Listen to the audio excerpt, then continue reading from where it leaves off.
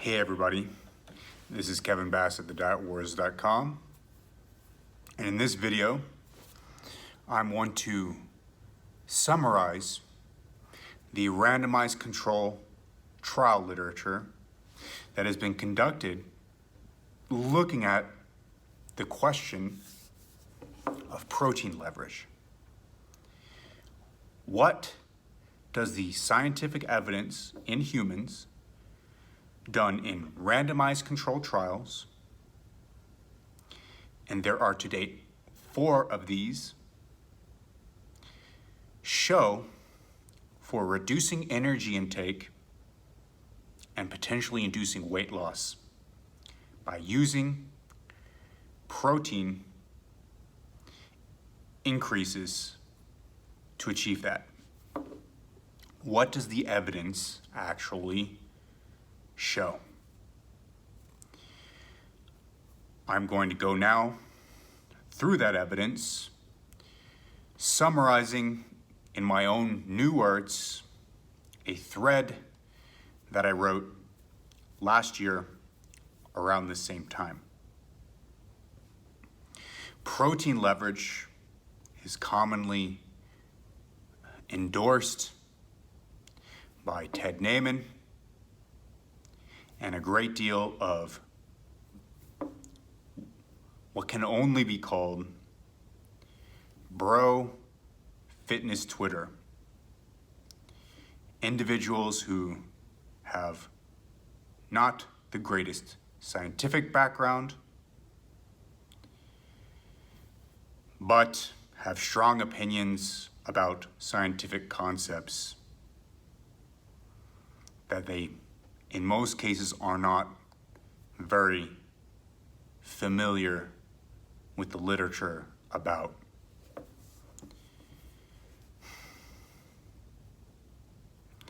I'm going to go through that literature.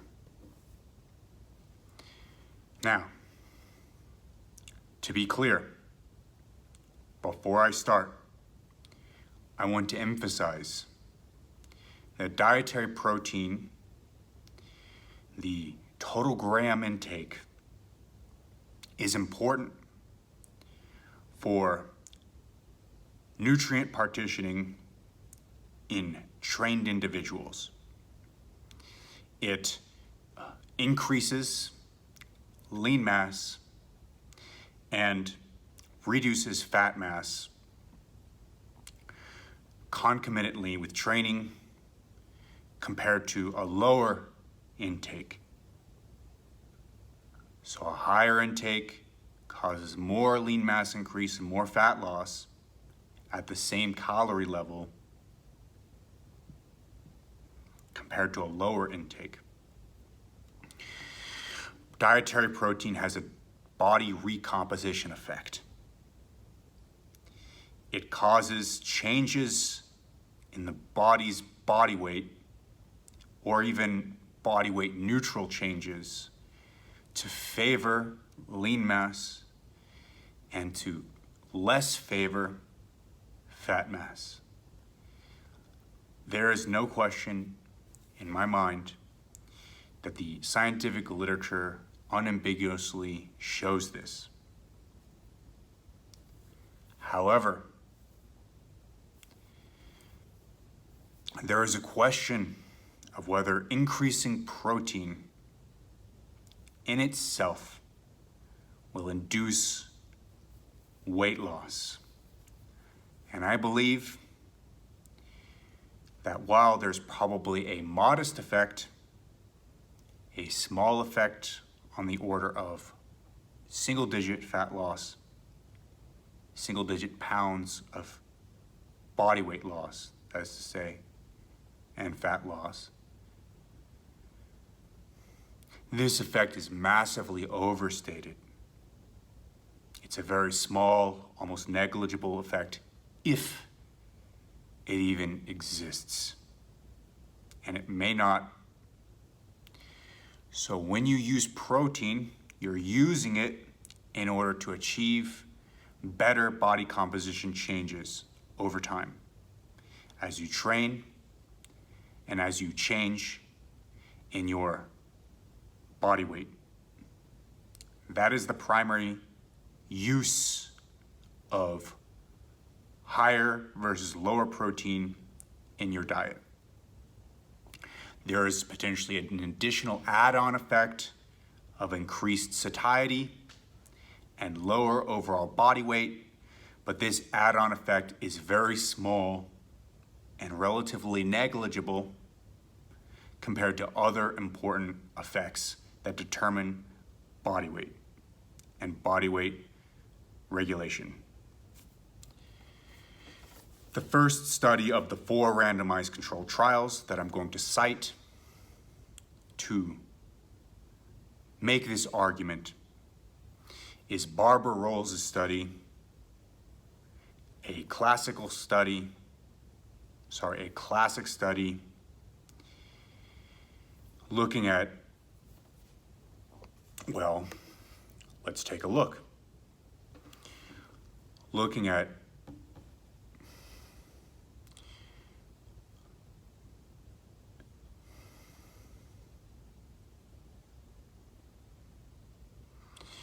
two meals,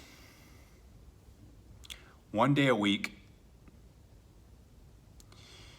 that were varied from 10 to 15 to 20 to 25 to 30% of energy intake as protein, and nothing else changed.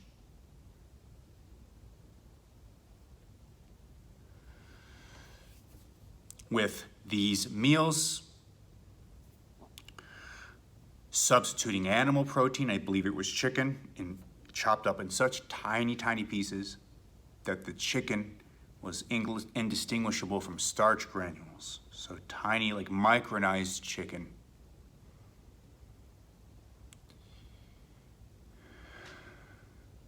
Substituted for starch to increase the protein percentage. And each meal was matched for energy density, fat, palatability, and appearance. So indistinguishable meals from each other. The participants rated their hunger before and after the meals, as well as the taste and appearance.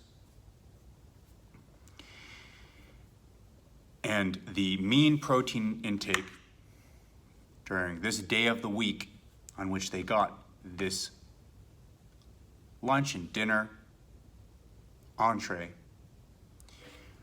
ranged from 44 grams per day in the 10% protein group all the way up to 82 grams per day in the 30% protein group. Daily energy intake, fullness, taste, satiety, hunger, appearance was the same between all of the groups. The energy intake in the 10% protein group was 1,870 calories on average. 15% is 1,887 calories. 20% is 1,848 calories. 25% is 1,876 calories, and 30% is 1,807 calories. There's no statistical difference between any of the groups. There's no linearity. The two highest groups were 15 and 25%. The two lowest groups were 20 and 30%. And 10% was in the middle for energy intake. The conclusion is varying the protein content of these entrees served ad libitum or at will did not differentially influence daily energy intake or affect ratings of satiety. This study shows or purports to show that protein leverage has no impact on energy intake. or fullness or satiety. It's very straightforward. So, there are 3 other studies. The first study by Robbenheimer and Simpson tested 10%, 15%, 25% protein intakes over a 4-day crossover trial in a metabolic ward, so everything is very carefully controlled. He found a difference between the 10 and 15% group, but no difference between the 15 and 20% group, suggesting perhaps that once one gets to a 15% intake, there's no further decrease in energy intake because the body is satisfied with the amount of protein it has, but it's not satisfied at 10%. So it eats more at 10% in order to compensate and raise the amount of protein that it's taking in, suggesting that protein leverage might be true. It's not found in Barbarosa's study, but it's found in this study. So maybe there's something to protein leverage. Unfortunately, there are 2 other studies that were quite similar. They looked at protein intakes of 5%, 15%, and 30%.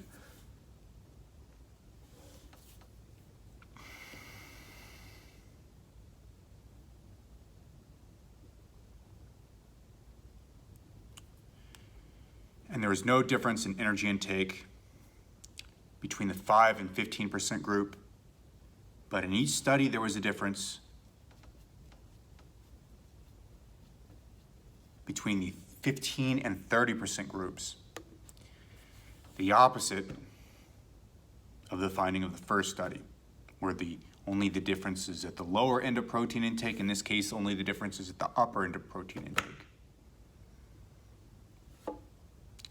This suggests that other factors that were along for the ride that were not controlled in one of these 3 studies, or 2 or 3 of these studies, or all of these studies that went along with the ride along with dietary protein,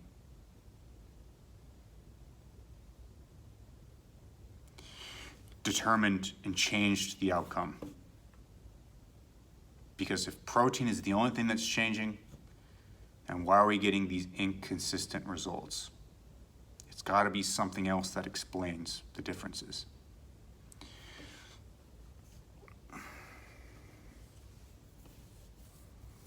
Now, interestingly, in the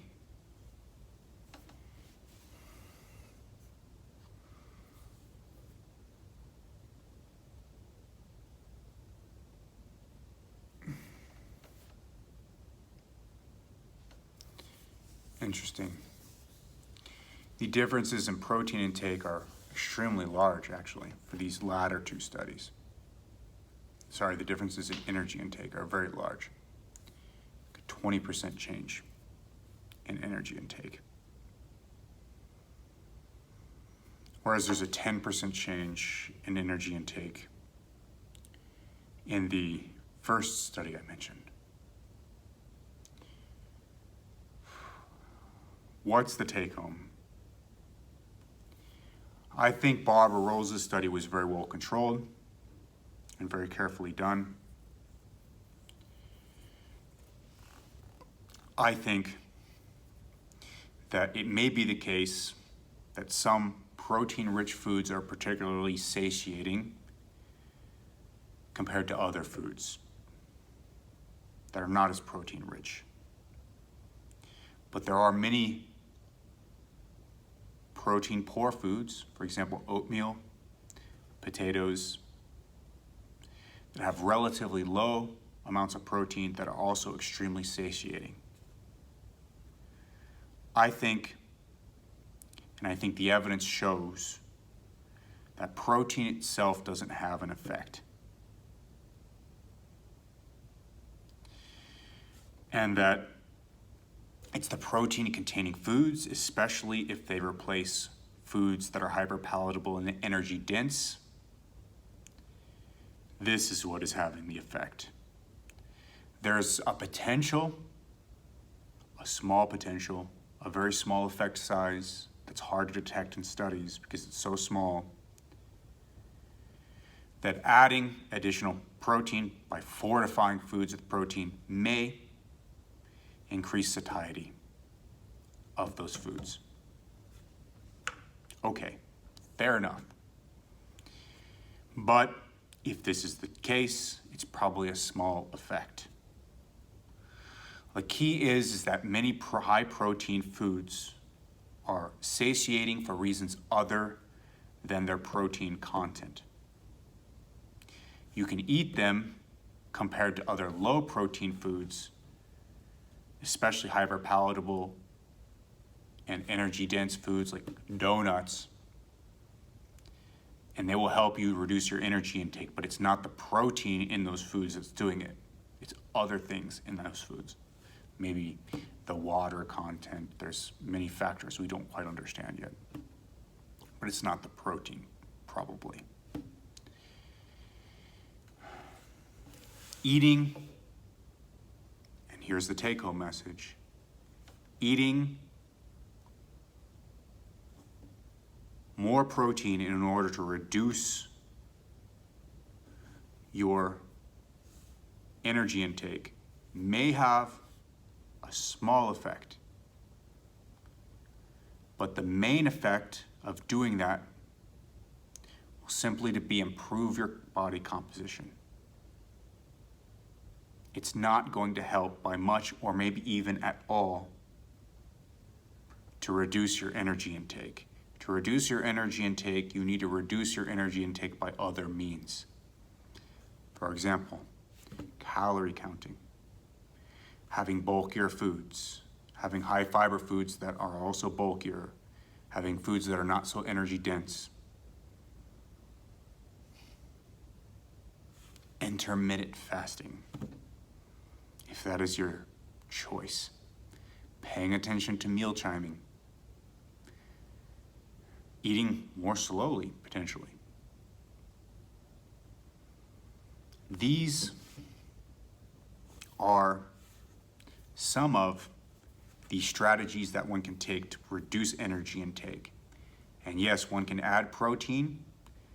It's probably going to have a very small effect if your diet is already high quality. If it's a low quality diet, that may be different, because anything can beat eating a donut. Anything. But if it's already a high quality diet, you're gonna have to induce a calorie restriction or a calorie reduction through another mechanism and not by adding more protein to the diet. That's not gonna be your main strategy for calorie reduction. That's gonna be your main strategy for encouraging a healthy, muscular, lean body composition. This whole protein leverage theory is not well supported and well substantiated by the randomized control trial data looking at energy intake reductions. When you manipulate the protein content of a diet in a metabolic ward, it's not well supported. It's poorly supported. The data are inconsistent. They don't really make sense. Sometimes you don't see an effect at all in some of the best studies.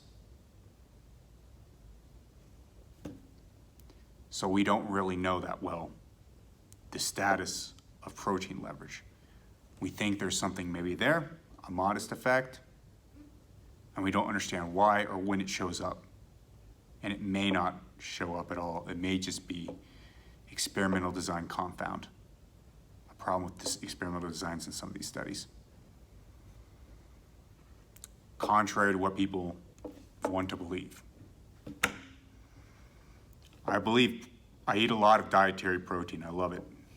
I use it for body composition reasons because I want to be swole and big and jacked and beautiful. That's the only reason I take in large quantities of protein. I personally can take in 400 grams per day, 500 grams per day. I don't see any effect on satiety at all. I don't see any weight change at all compared to 150 a day or 100. There's no difference for me. I've tried to make my whole diet protein. It doesn't make any difference. But it will get you swole. So if that's what you're using it for, great. But don't use it to lose weight unless your diet is already bad at baseline. If your diet is great at baseline, adding more protein is not going to help you to lose weight. Or it's going to be a small effect. Tiny. That's what the evidence indicates. Now, protein-containing foods combined with a little bit of willpower, you only eat chicken breasts and you white knuckle it, then you're not really just adding protein. At that point, you're white knuckling it. You're calorie restricting actively.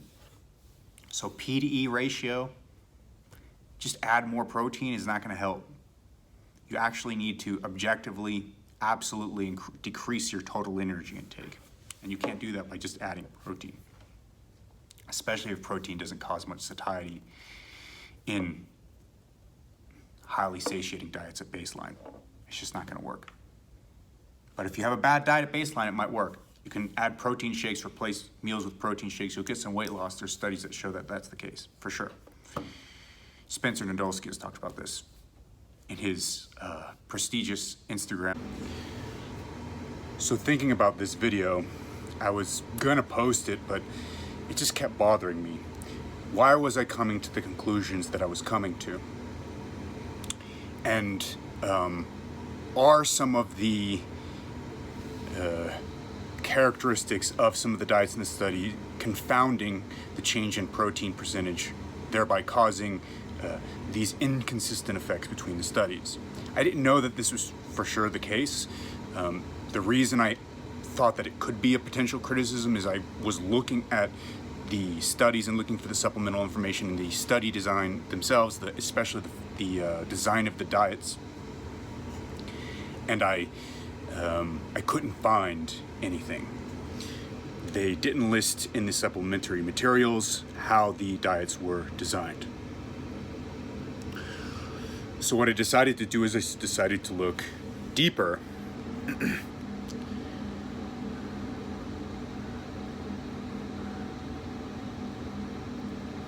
I looked at another paper registered, or rather it was linked on the registration for the clinical trials for those two last protein studies, the ones that showed no difference from 5 to 15% protein intake, but then saw an intake difference from 15 to 30%. I decided to look at those at the clinical trial registrations and see if there's any other papers that were commenting on these papers. And it turns out that there were.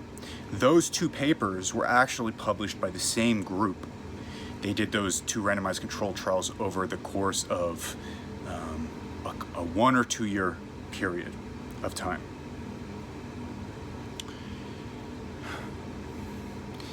And then they wrote a synopsis paper reviewing both of those trials together and drawing conclusions from them. And they're very consistent with mine. In fact, they're stronger than the conclusions I came up with. But before I introduce that, I want to really explain what protein leverage is, what the idea behind this idea that protein can increase satiety is, because I don't think I introduced that in sufficient detail earlier in the video. Protein leverage depends on this idea that the human body needs a certain amount of protein. If it's not getting that much protein, it's going to eat more food until it gets enough protein. If you have a diet that's low in protein in order to get enough protein, you have to eat a lot of food because the diet is low in protein, therefore you have to eat a lot of food to get enough protein to satisfy the body. The idea, therefore, is that dietary protein at low levels will reduce the amount of protein intake that you have from any given amount of calories. So, if this theory is true, then a low protein diet will cause you to consume more calories than a higher protein diet.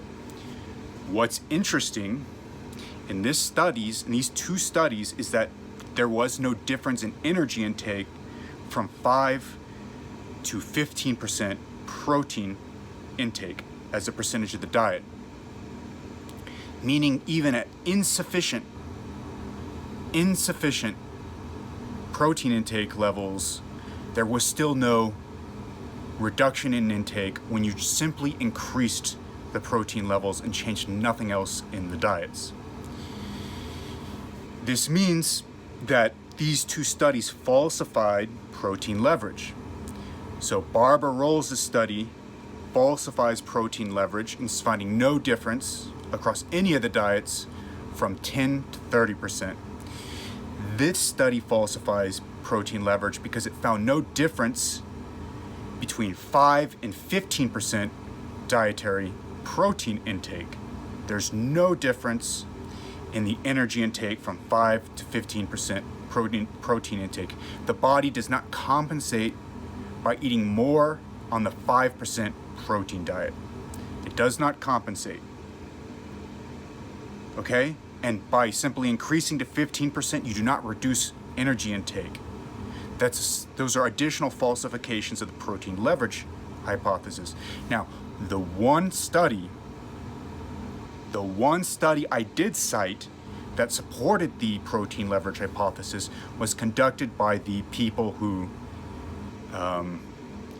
promote the protein leverage hypothesis. So far, when I've tagged them in discussions about this, they don't address this issue directly. This is Robbenheimer and Simpson. The first time I did it, they told me to read their paper. What this means is out of these four recent rigorous studies looking at energy intake in response to changes in dietary protein percentage in the diet, 3 of 4 of those were negative and even in a way falsified the hypothesis. At higher energy intakes, at higher protein intakes, beyond 5 to 15%, instead from 15 to 30%, in 2 of those studies, you saw an effect of more protein. This is not related to protein leverage. It can't be. Okay? And I want to read to you the review study that I was just now mentioning, because this demonstrates what I'm saying. I want to read the title and the abstract. So it says, no protein intake compensation for insufficient indispensable amino acid intake with a low protein diet for 12 days. It says methods 2 12-day randomized controlled crossover design trials were conducted in healthy subjects. The relative dietary protein content was lower, similar to, or higher than customary diets at 5, 15, and 30%, respectively.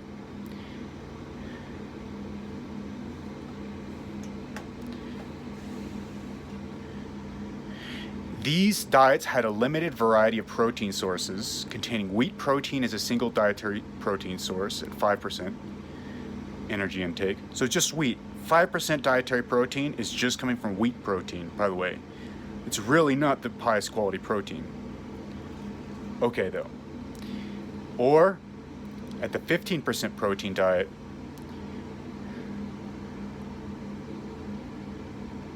5% from wheat, 10% from whey, from alpha lactalbumin, soy or beef protein. And for the 30% diet, 25% from the whey, alpha lactalbumin, soy or beef protein, and 5% from the wheat. And it says, results, there was a dose-dependent increase in nitrogen excretion with increasing dietary protein content, irrespective of the protein sources. So you're excreting more nitrogen, which is coming from protein, in a dose-response manner depending upon the dietary protein percentage of the diet. Nitrogen balance was maintained on the 5% energy intake protein diet and was positive on the 15 and 30% diets. Protein intake from the 5% diet did not reach the amount necessary to meet the calculated minimal indispensable amino acid requirements. But indispensable amino acids were sufficiently obtained by the 15 and 30% protein diets.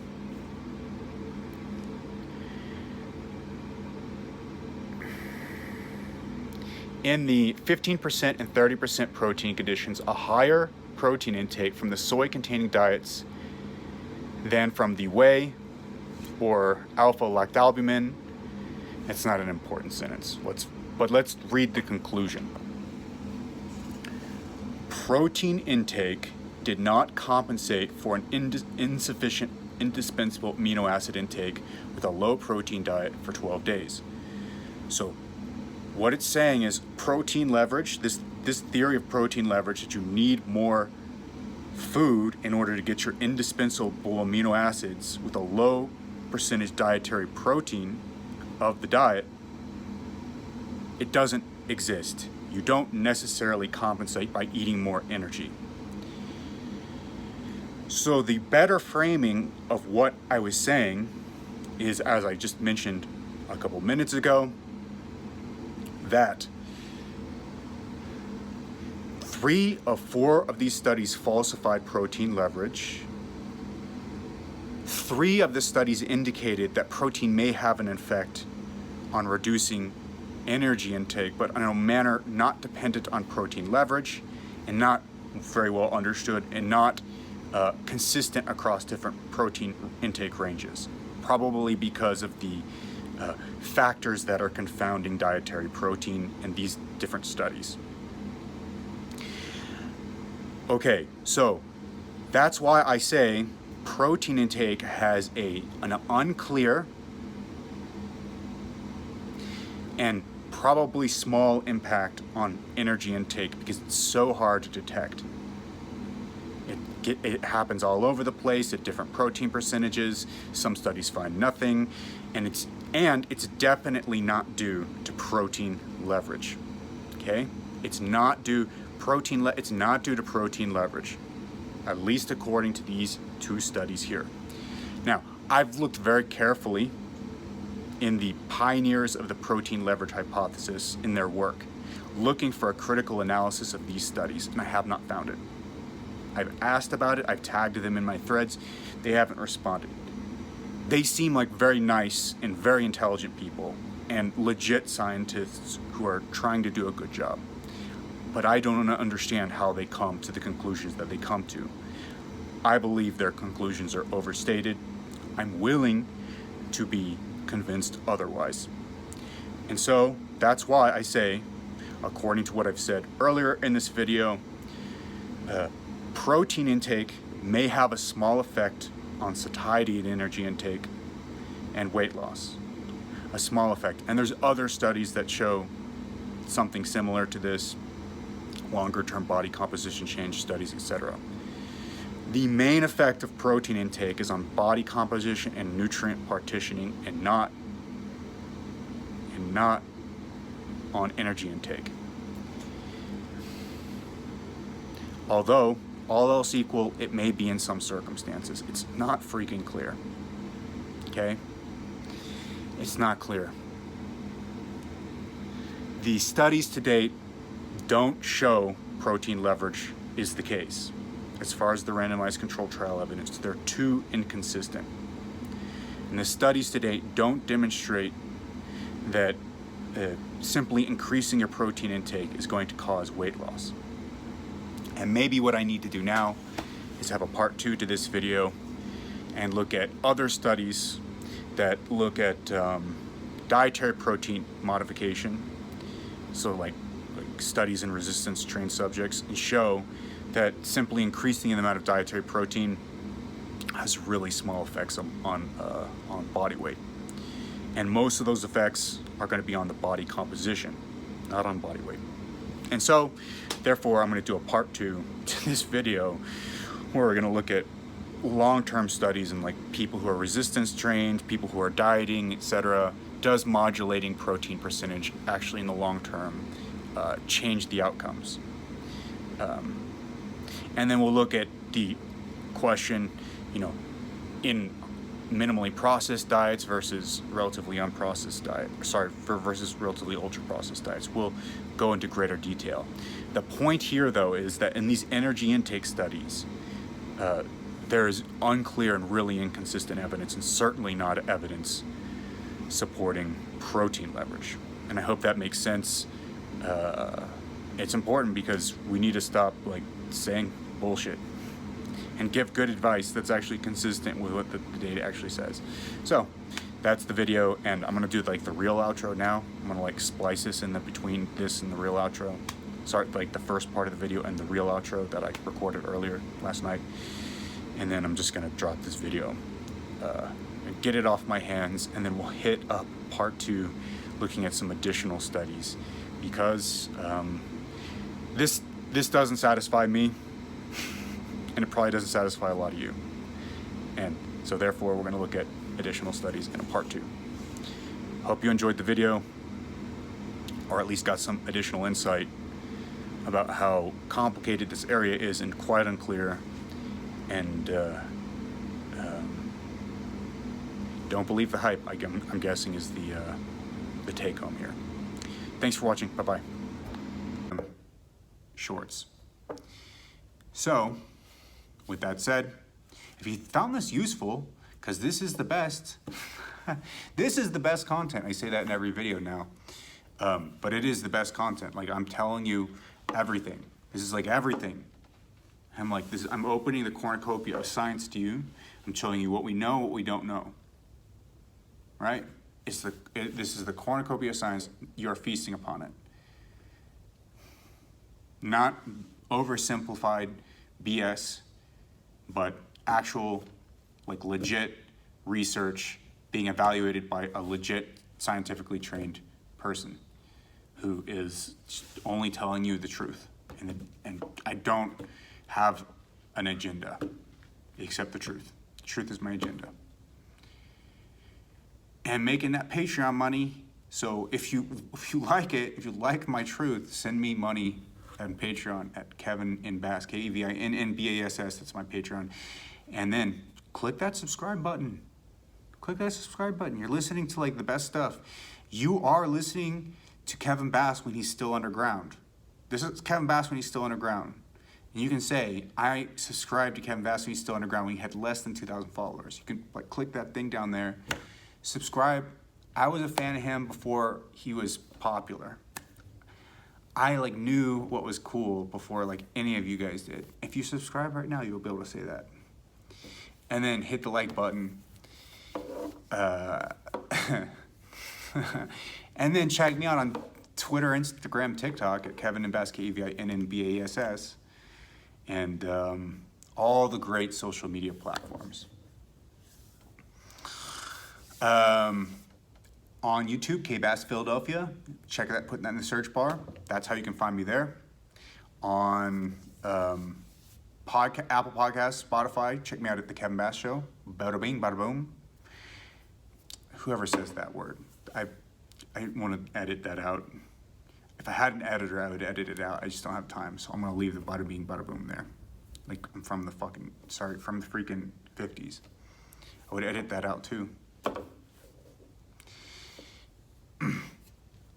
So, yeah, and then leave a comment.